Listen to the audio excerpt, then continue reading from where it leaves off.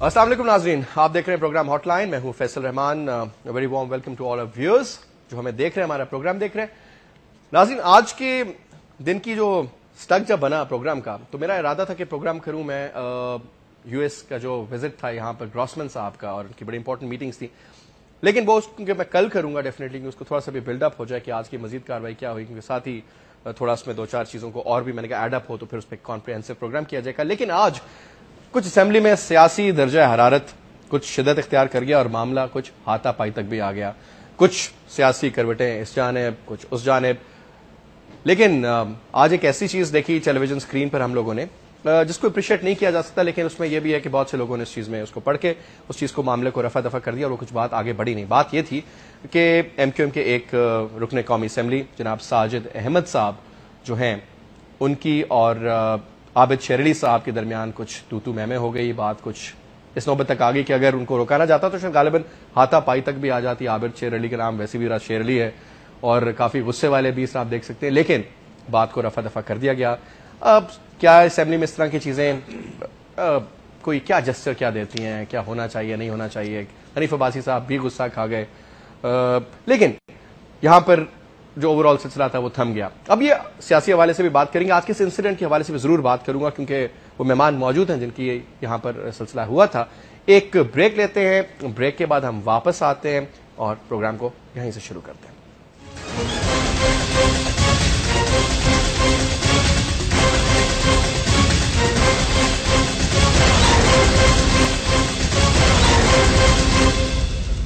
Welcome back जी।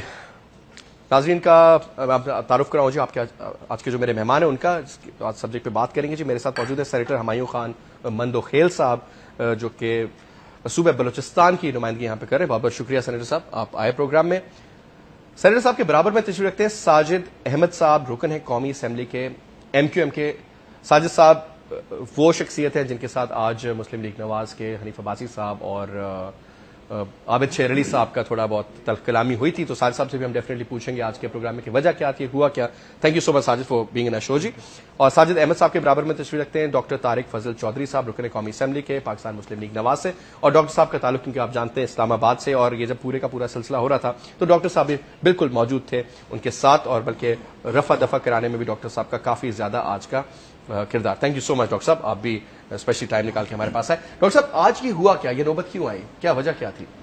बिस्मिल्लाहिर्रहमानिर्रहीम। देखिए वैसे सबसे पहली बात तो ये है कि इस तरह के वाक़यात जो हैं वो मेरा ख्याल है कि इससे किसी को भी इख्तिलाफ नहीं होगा कि वो कौमी असम्बली के अंदर नहीं होने चाहिए। जो भी वहाँ पे मेंबरान बैठे हैं वो अपने हल्के से मैंडेट लेके आते हैं और लाखों की नहीं तो हज़ारों की तादाद में वोट लेके आते हैं। लाखों के नुमाइंदे ज़रूर होते हैं, अपने अपने हल्के की नुमाइंदगी कर रहे होते हैं, और वहाँ पर जो मामलात हैं वो बज़ोर ज़बान हल करने की कोशिश करनी चाहिए और उस अंदाज से हल करने की कोशिश करनी चाहिए जो पार्लिमानी अंदाज होते हैं। और वहाँ पे अगर बज़ोर ताकत मामलात को हल करने की कोशिश की जाए तो फिर आप अंदाजा लगा सकते हैं कि बात कहाँ से कहाँ चली जाएगी। और जाहिर है वो एक ऐसा फोरम है। एक्सचेंज हुआ क्या? बुनियादी तौर पे जहाँ से बात शुरू हुई वो लीडर ऑफ द अपोजिशन की तकरीर से शुरू हुई, चौधरी निसार अली खान की तकरीर, और उसमें भी मैं समझता हूँ कि कोई इस तरह की चीज़ नहीं थी, इस लिहाज से कि कुछ चीज़ें जो एमक्यूएम की तरफ से कौमी असम्बली में उठाई गई पिछले 2-3 दिनों की मैं बात कर रहा हूँ, वो हमारे पॉइंट ऑफ व्यू से ज़ातियात पे मबनी थी। देखिए अगर आप किसी की भी ज़ाती ज़िंदगी के हवाले से, खा वो मैं हूँ, खा वो कोई और हो, खा वो कोई भी रुकन असम्बली हो, खा वो कोई पोलिटिकल फैमिली हो, कोई पोलिटिकल लीडर हो, उसके हवाले से अगर आप बात की जाएगी तो ये वो फोरम नहीं है। ठीक है। और उसमें जो निसार अली खान जब आए तो उन्होंने अपनी तकरीर में इन्हीं बातों को लेके आगे बढ़ते हुए ये बात कही कि इस फोरम के ऊपर हमें किसी और मकसद के लिए भेजा जाता है, यहाँ पे अवाम के मसाइल हल करने की बात की जाए। ठीक है। अपोजिशन का हम हिस्सा है, ठीक। गवर्नमेंट के साथ जो है वो हम वो चीज़ें शेयर करें या वो उन चीज़ों पर एहतजाज करें या वो तजावीज़ लेके आएँ कि जिससे आज मुल्क जिन हालात का शिकार है, जिन मसाइल का शिकार है, उससे हम निकल सकें, ना कि हम एक दूसरे के ऊपर जाती हमले करें। मेरा ख्याल है कि ये कोई जायज़ बात थी, कोई ऐसी बात नहीं थी कि जिसके ऊपर जाती हमला किया गया। देखिए कुछ उसमें एक कंट्रोवर्शियल बिल था, एक कंट्रोवर्शियल बिल भी आज हुकूमत जो है वो पेश करने जा रही थी, और बुनियादी तौर पे जो निसार अली खान साहब की जो तकरीर का आगाज था वो उसी बिल के हवाले से था। ठीक है। और उन्होंने ये कहा कि हम इस बिल को बज़ौर ताकत भी रोकेंगे, फिजिकली हम इस पर रेजिस्ट करेंगे, क्योंकि नंबर में तो जा रहे हैं हम कम है, लेकिन अगर आप रूल्स को, प्रोसीजर को, स्टैंडिंग कमेटी से बिल आते हैं उसको फॉलो नहीं करेंगे और अपनी मेजॉरिटी और अपनी तादाद ज्यादा होने की वजह से सिस्टम को बुलडोज करने की कोशिश करेंगे, तो हम उसको फिजिकली रोकेंगे। हम आपको इस तरह नहीं करने देंगे। पार्लिमानी तरीके से आप चलेंगे तो हम आपको चलने देंगे, वरना नहीं चलने देंगे। तो वहां से फिर बात जब आगे आई, जो मैंने आपको अर्ज किया कि थोड़ा सा उन्होंने इस हवाले से जिक्र किया, तो फिर ये थोड़ी सी तलखलामी वाली सूरत हाल पैदा हुई। लेकिन अल्लाह का शुक्र है कि उसमें एमक्यूएम का बीच में जंप इन होना सिर्फ तुक नहीं बनती थी, बात कुछ थी। एमक्यूएम कहां से बीच में आ गई? बहुत शुक्रिया। बिस्मिल्लाहिर्रहमानिर्रहीम। एक बिल पेश किया गया है चौधरी मुख्तार साहब के हवाले से, मूव किया गया है डिफेंस हाउसिंग अथॉरिटी इस्लामाबाद के हवाले से, जिसको अपोज किया है मुस्लिम लीग नून ने, और उस पर चौधरी निसार साहब खड़े हुए उन्होंने स्पीच की। अब वो स्पीच करते करते उन्होंने एक लफ्ज़ ये भी अदा किया, फिर वो थोड़ी कुछ ही देर बाद एमक्यूएम पर आ गए, फिर ये तक कहा कि हम हाथ तोड़ देंगे। और अब एमक्यूएम इस तरह की चीजों पर बर्दाश्त नहीं करती ना, फिर आपको नहीं, ऐसी बात भी नहीं, हम हाथ तोड़ देंगे। कायद तहरीक अल्ताफ भाई के हवाले से नाज़ेबा अल्फाज अदा किए हैं। कुछ दिन पहले नवाज शरीफ साहब ने भी, हम उनका एहतराम करते हैं, जी हाँ, हम उनका एहतराम करते हैं, नवाज शरीफ साहब का भी एक बड़े रहनुमा है, और कायद तहरीक अल्ताफ भाई ने भी एक बयान नवाज शरीफ साहब ने दिया, उसके रिटर्न में एक बयान अल्ताफ भाई ने दे दिया। मेरे ख्याल में बात खत्म हो जानी चाहिए थी। अब ये सेकंड और थर्ड क़यादत को फिर यहाँ आकर ऐसी लफाजियाँ और अपना कद बढ़ाने की कोशिश नहीं करना चाहिए थी।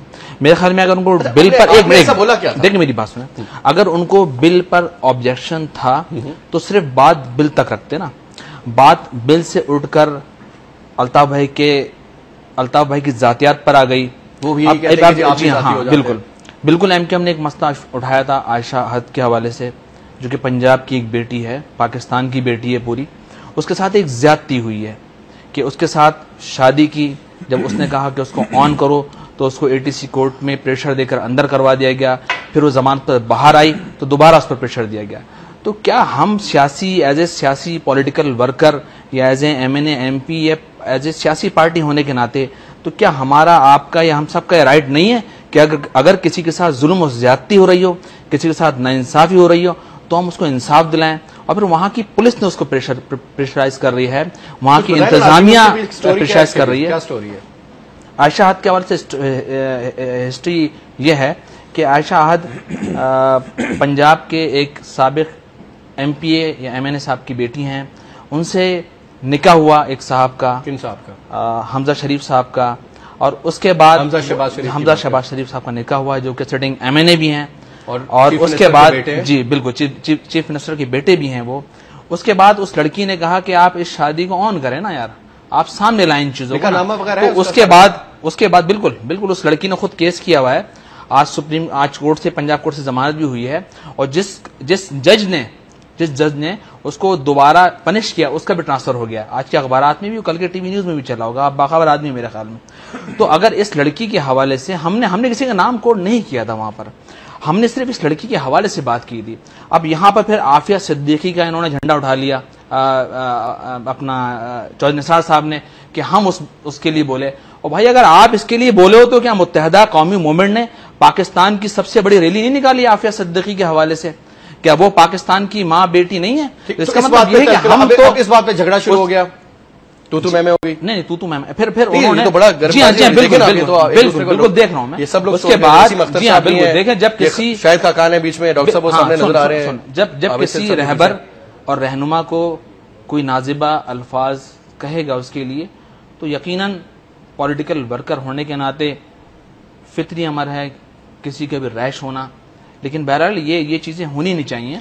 अच्छा, लेकिन गालियां वालियां तो नहीं दी थी आज असेंबली में, क्योंकि आवाज मैंने म्यूट कराया इसका। नहीं, ऐसा नहीं, गाली वगैरह मेरे ख्याल में। ठीक, क्योंकि वो तो एक बहुत ही ज्यादा जी, एक मतलब ऑब्वियसली एक डिकरम होता है, चीज हो जाती है। ये भी जी प्लीज ऐड करें, उसके बाद मैंने साजिद साहब को इंटरप्ट नहीं किया। देखें, पहली बात तो ये है कि जैसा कि उन्होंने कहा कि उन्होंने खातून का नाम लिया और ये कहा कि वो उनकी शादी हुई थी, और वो देखिए ये खालिसतन एक निजी मामला है। मैं निजी मामला इसलिए कह रहा हूं कि टीवी के ऊपर, मीडिया के ऊपर इस तरह के मामलात को एक खास मकसद के लिए उछाला जाता है।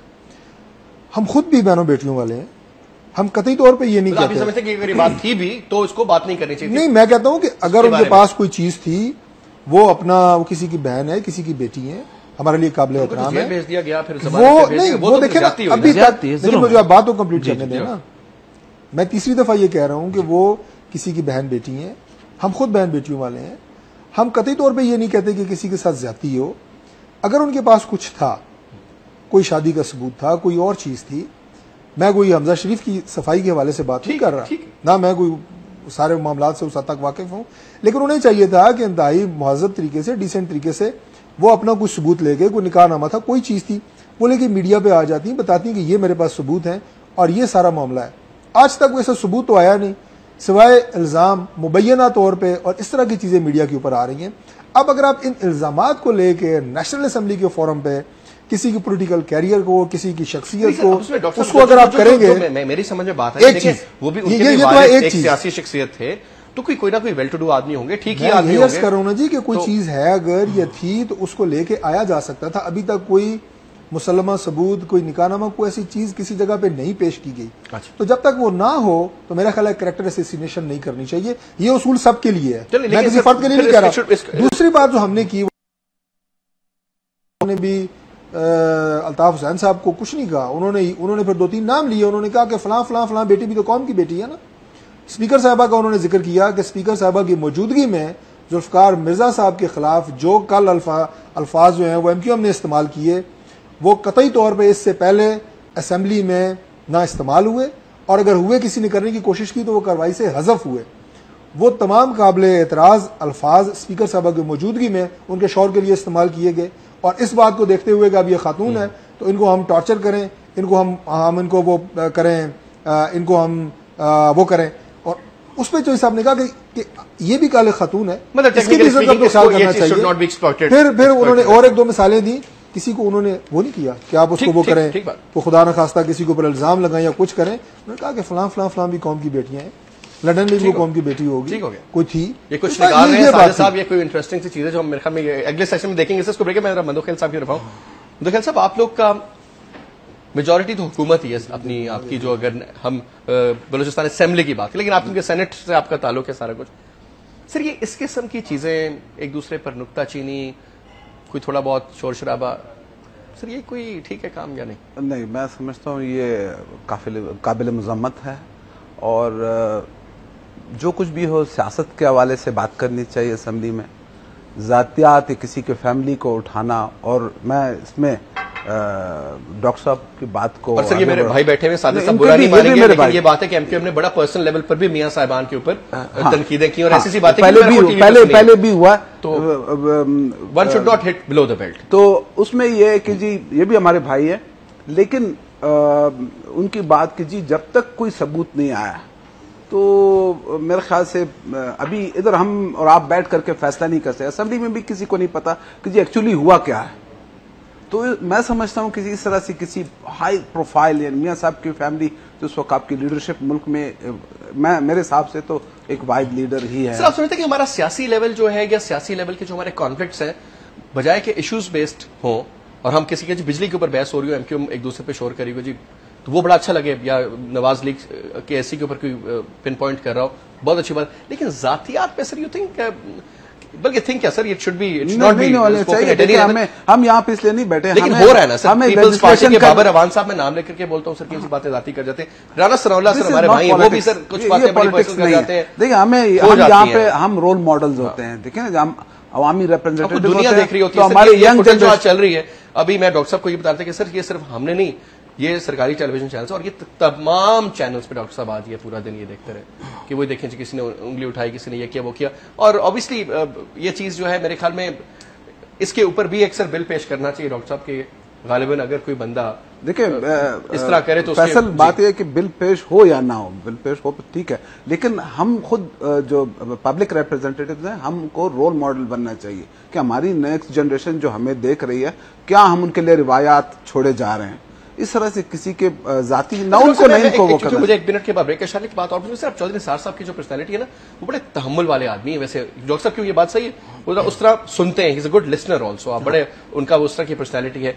और अगर ये चीज कोई हुई है, मैं डेफिनेटली पूछूंगा साजिद साहब से ब्रेक के बाद भी है कि कोई प्रोवोक किया गया किसी चीज पे, कोई पर्सनलाइज्ड बिल्कुल लेवल पर आ गए?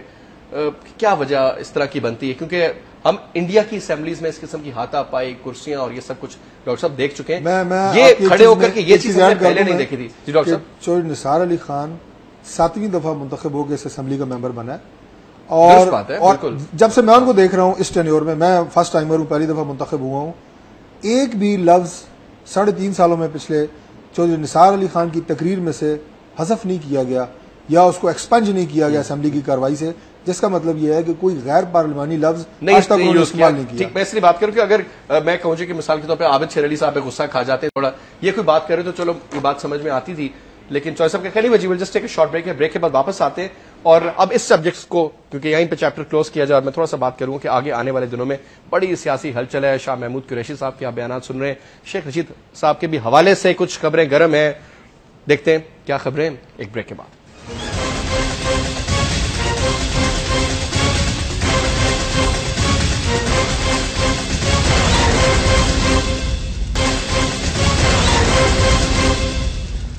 वेलकम बैक जी, welcome to the second segment of the show जी।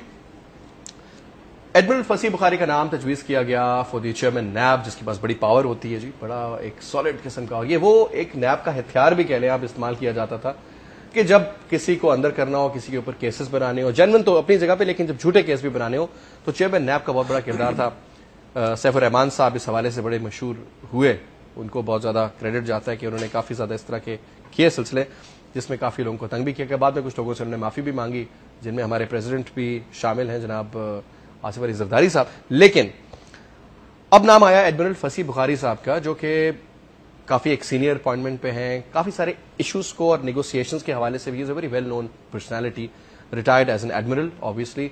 मंसूर हक के बाद ये थे और उनकी भी जो इंक्वायरी की बात थी वो भी जो आपको पता है, जो सबमरीन्स का किस्सा था, उसमें भी he was among those people जिन्होंने इंक्वायरी का स्टार्ट किया और सारा सिलसिला किया।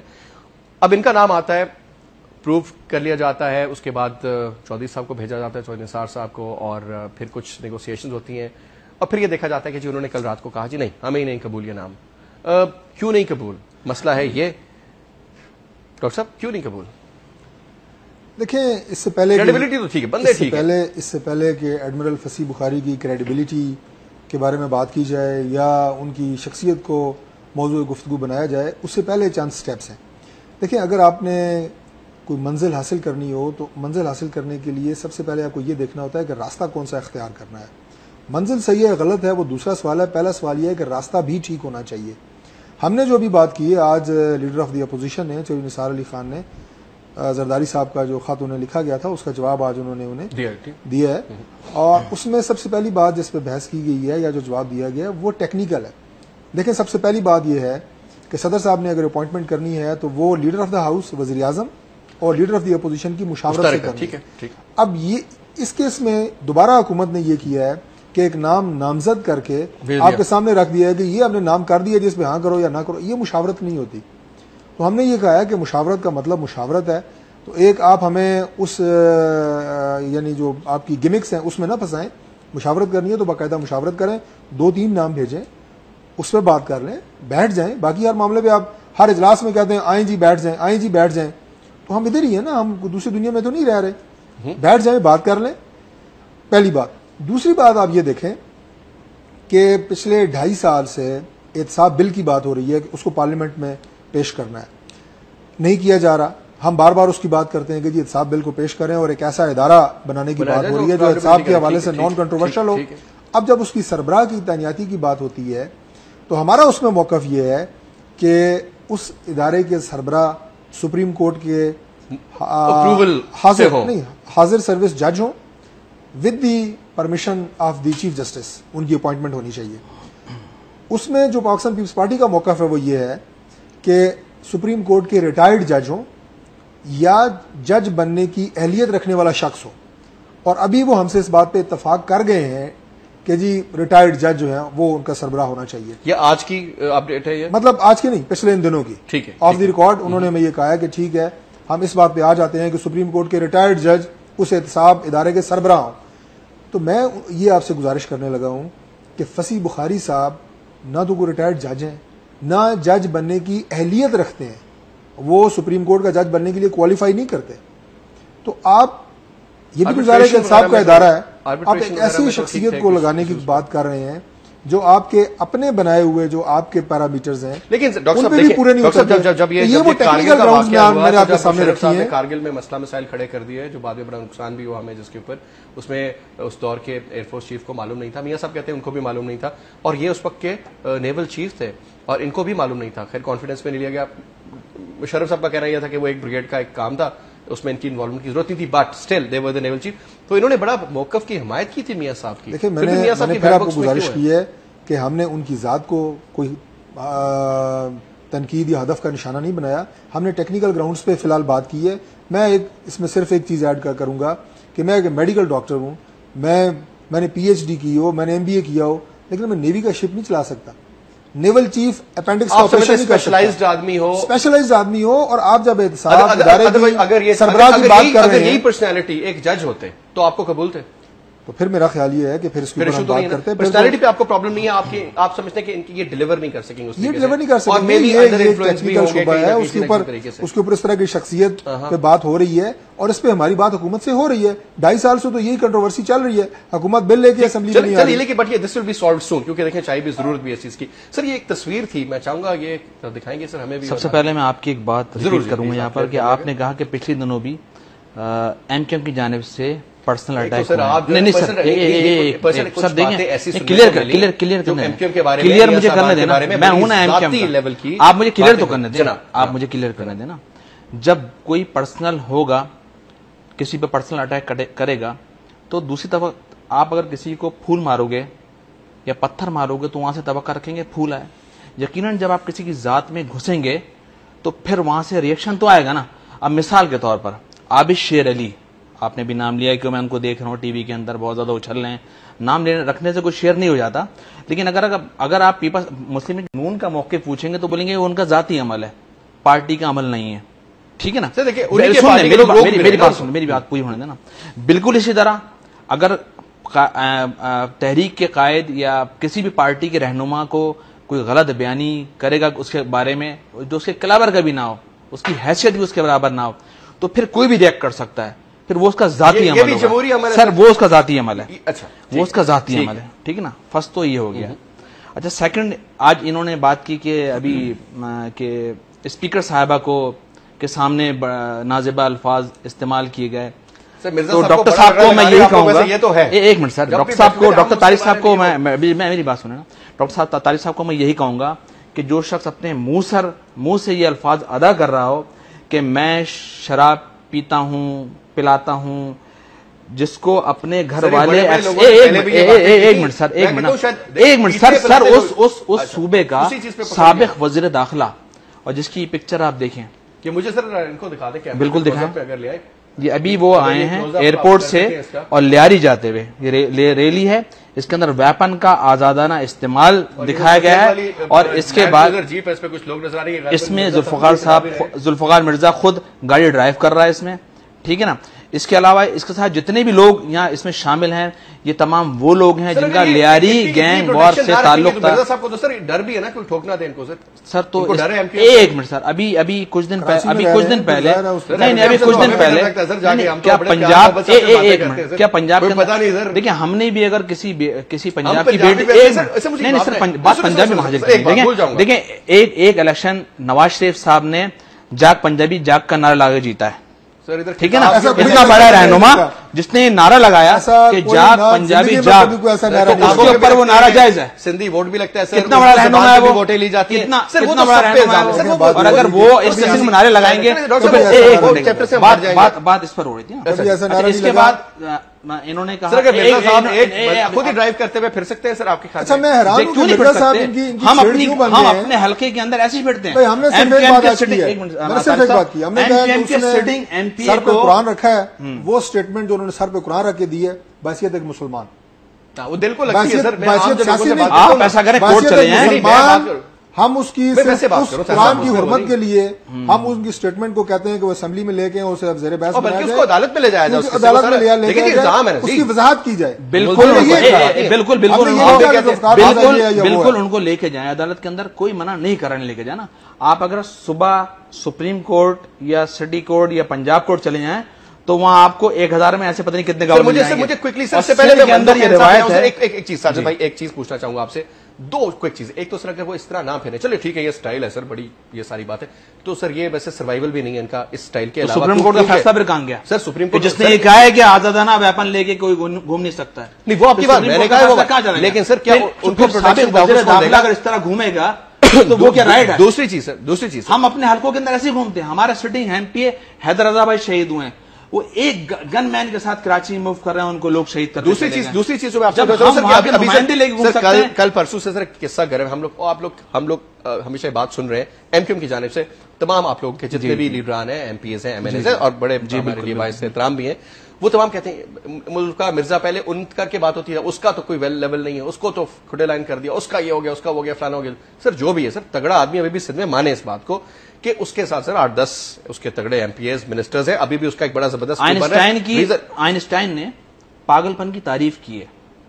पागलपन की तारीफ उसने, वो माहिर तबियत था मशहूर, पागलपन की तारीफ उसने ये की है। एक आपको ब्रेक के बाद सुनाऊंगा, वो भी किसी ने मुझे एक फार्मूला भी भेजा, something is equal to something. आप सुन लें, आप या तो पार्टी बन जाए या फिर हमारी बात भी। आइंस्टाइन की उसने पागलपन की तारीफ ये की है कि हम एक अमल बार बार करें और फिर उससे मुख्तलिफ नताइज सोचें। तो कराची में कुछ इस तरह हो रहा है कि बार बार एक अमल कर उससे नताइज मुख्तलिफ निकालने की कोशिश की जा रही है। तो सर सब कुछ इन्होंने किया, एमक्यूएम बिल्कुल क्लियर है। अच्छा, उसकी स्टेटमेंट पे कोई बात नहीं करता, क्योंकि मैं बात बताऊं, मैं सर वो डॉक्टर साहब बोल रहा हूं, उस पे भी जरूर मैं रियली वांट के मिर्जा साहब और ये तमाम सवाल जो आप मुझे भी आप ईमेल कीजिएगा, मैं दिखाऊंगा मिर्जा साहब को ये तस्वीर। ये क्या बोलिए, पागल का उसको कि पागल कह रहे हैं उसको। आप ये बताएं, कुछ दिन पहले डॉक्टर साहब, बड़ा एहतराम के साथ मैं आपसे कहूंगा कि कुछ दिन पहले उसने कहा कि सिंध के अंदर मैं मुस्लिम लीग नून के दफ्तर नहीं खुलने दूंगा, तो आपके एहसन इकबाल ने कहा कि वो पागल है। जब आप पागल गए तो सही है, हम पागल गए तो होना है। हमने कहा कि उन्होंने अपने इख्तियार भी पागल नहीं है। बात यह है कि सर देखिए ये चीजें सर होने वाली हैं। जुल्फकार मिर्जा मैटर नहीं करता, हम कहते हैं जो उसने सर पे कुरान रख के स्टेटमेंट दिया उसको वेरीफाई करें। बोल तो रहा हूं, कोर्ट चले जाएं, आप कोर्ट चले जाएं, आप वो पागल है, वो फलाना है। हम रिवायत रही है कि जब किसी की बात सुन जाती है तो वो कुरान उठा लेता, सर पर कुरान उठा के। कराची में सिंध का हिस्सा है सर। एक ब्रेक लेते हैं मंदोखेल साहब, आप पे आता हूं ताकि न्यूट्रलाइज करें थोड़ा सा। आप न्यूट्रलाइज करें और थोड़ा सा आप टाइम में भी इंसाफ करें। आप सर गलत नहीं, मिर्च मसाले वाले टाइम को आप ज्यादा टाइम दे रहे हैं। आपका टाइम मंदोखेल साहब, एक ब्रेक और ब्रेक के बाद आपके साथ जस्ट टेक अ ब्रेक है जी।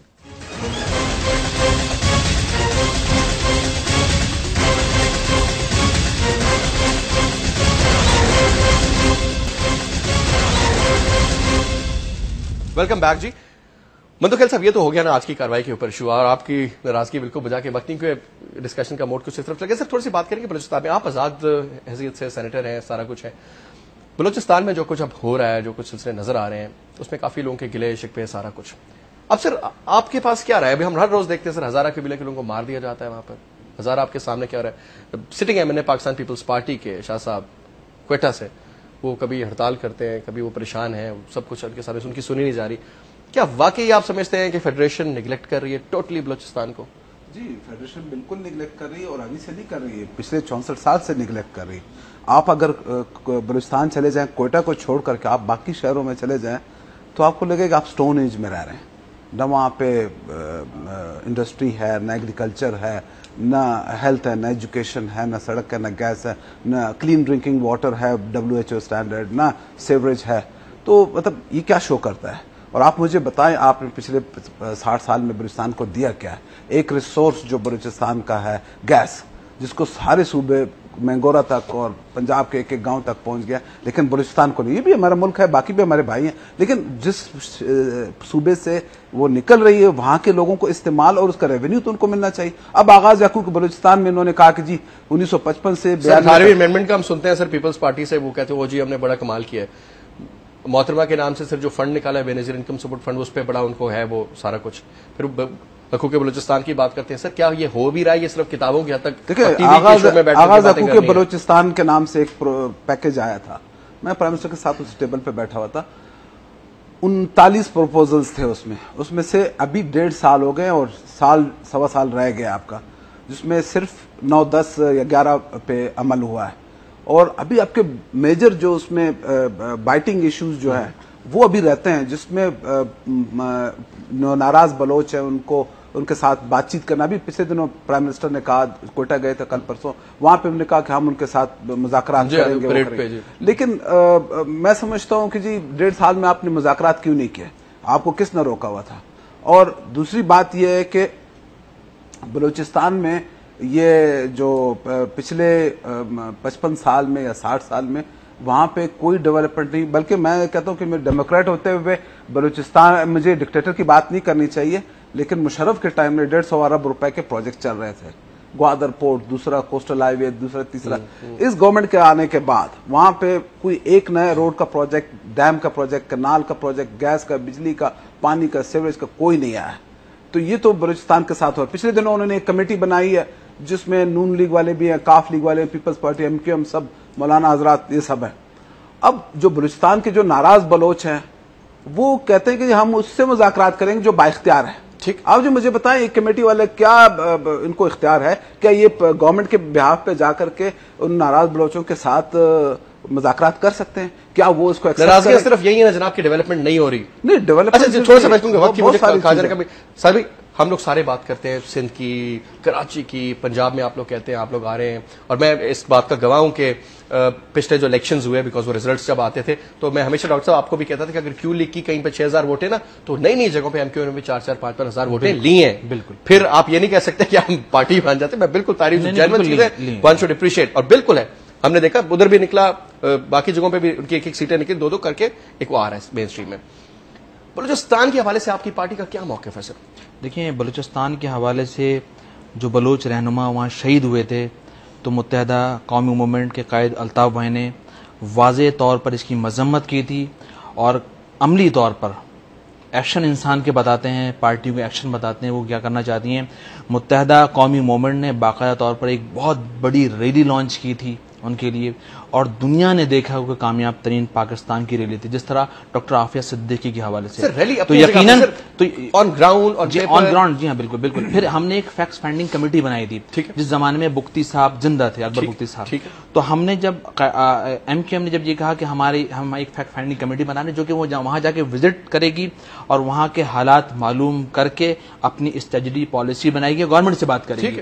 लेकिन वहां से हमें मना हो गया अकबर बुख्ती साहब की तरफ से कि अभी बलूचिस्तान के हालात सही नहीं हैं, जो कमेटी यहाँ पर आएगी हम उनको प्रोटेक्शन नहीं दे सकते। और आपका जो मंशूर होगा इलेक्शन का, उसमें एक तगड़ा हिस्सा है ना जी बलूचिस्तान, हम उसको प्रोटेक्शन देंगे। ठीक है, हम उनको प्रोटेक्शन नहीं दे सकते हैं, बुख्ती साहब ने कहा था। तो हम वहां जाते, वहां के हालात देखते, लेकिन फिर भी एमक्यूएम ने एक रैली लॉन्च की, और आप ये भी जानते हैं कि वहां ऑपरेशन कौन कर रहा है, और फिर इतने धड़ल्ले से वहां पर कराची के अंदर रैली लॉन्च करना और कामयाब बनाना, ये मेरे ख्याल में हमारा अमली सबूत है। अच्छा, दूसरी बात, एक बात रह गई थी जी, बार बार कुछ ना कुछ रह जा रहा है ना, और कोई नहीं साहब, अगले बड़े प्रोग्राम है इंशाल्लाह, आप भी इस्लामाबाद में बिल्कुल। जिस तरह तारिक साहब ने कहा कि स्पीकर साहब के सामने बड़े मुगलजात बकी एमक्यूएम वालों ने, या कि नेगेटिव रवैया उनका था। देखिए, औरत की ताजीम के हवाले से अगर बात करेंगे तो सैफुर रहमान के जमाने में जुल्फकार मिर्जा के घर में छापा पड़ा। एक मिनट सर, इसके अलावा बीबी की यादगार को जो शहीद हो चुकी हैं उनको तोड़ा गया। देखें जी, मैं ब्लेम गेम में आगे की दूंगा सर, अभी सर इनकी बात हो रही सर, मैं अदब का मुजाहरा अभी जो हम उसकी बात करते हैं, बलूचिस्तान के हवाले से फिर मैं हवाला दूंगा कि कौन कौन सी खवातीन लंदन में बैठ के प्रेस कॉन्फ्रेंस सर, वो बहस कहीं की बात डॉक्टर साहब कहीं और चली जाएगी। चलिए डॉक्टर साहब ये बताइए कि बलूचिस्तान के बारे में, मैं बलूचिस्तान के हवाले से 2-3 पॉइंट, बलूचिस्तान का मसला नहीं हो रहा है, टॉपिक एक चल रहा होता है, 2-3 पॉइंट में डॉक्टर साहब 3 पॉइंट है जल्दी बताइए बलूचिस्तान के हवाले से। पहली बात यह है कि खा वो बलोची जो बलूचिस्तान में रहते हैं, खा वो बलोच हैं, खा वो पश्तून हैं, ठीक, जो भी हैं, ज़ाहिर वो पाकिस्तानी हैं, हमारे भाई हैं। तादाद बलोचियों की बहुत कम है, कराची की आबादी से भी कम है, लाहौर की आबादी से भी कम है। अगर उसमें कोई नाराज़ ग्रुप्स हैं तो मेरा ये ख्याल है कि हुकूमत को संजीदगी से उनसे बात करनी चाहिए, पहली बात। दूसरी बात यह है कि जनरल मुशर्रफ के दौर में जो पर बुख्ती साहब का कत्ल हुआ है, इतने ज़्यादा बलोच ना तो पहाड़ों पे थे, ना बलोचिस्तान में इतने हमले हो रहे थे, ना वहां पे नॉन बलोचियों को इस तरह मारा जा रहा था। उसकी रिजेंटमेंट है। जब तक अकबर बुगटी के कातलों को सजा नहीं मिलेगी उस वक्त तक अमन नहीं आएगा। डॉक्टर साहब, फिर आप फेडरेशन मैं दावा देता हूं कि हमारी लीडरशिप भी वहां पे गई है, उन्होंने विजिट की बात की है, कई दफा मियां नवाज शरीफ गए हैं, शहबाज शरीफ साहब गए हैं, अल्ताफ हुसैन साहब को भी बुलाएं, आए मिलकर वहां पे बैठे। लेकिन डॉक्टर साहब बिल्कुल आपकी बात दुरुस्त और इंशाल्लाह बैठना चाहिए। मैंने एमपीए वज़ीर आज़म सदर नहीं बनना, उनकी कुछ जाती जंग नहीं, उनकी जमात एक बड़ी जमात है जी, उनके बड़े मेंबर हैं, आपकी पावर है, जी हाँ बिल्कुल, और आप इनकी बात करना सबका फर्ज बनता है। मूवमेंट काम कर रही है, बिल्कुल काम कर तहफ़्फ़ुज़ की लेकिन उसके टेंजिबल जान की तहफ़्फ़ुज़ की जिम्मेदारी हम लेते हैं ऑन रिकॉर्ड।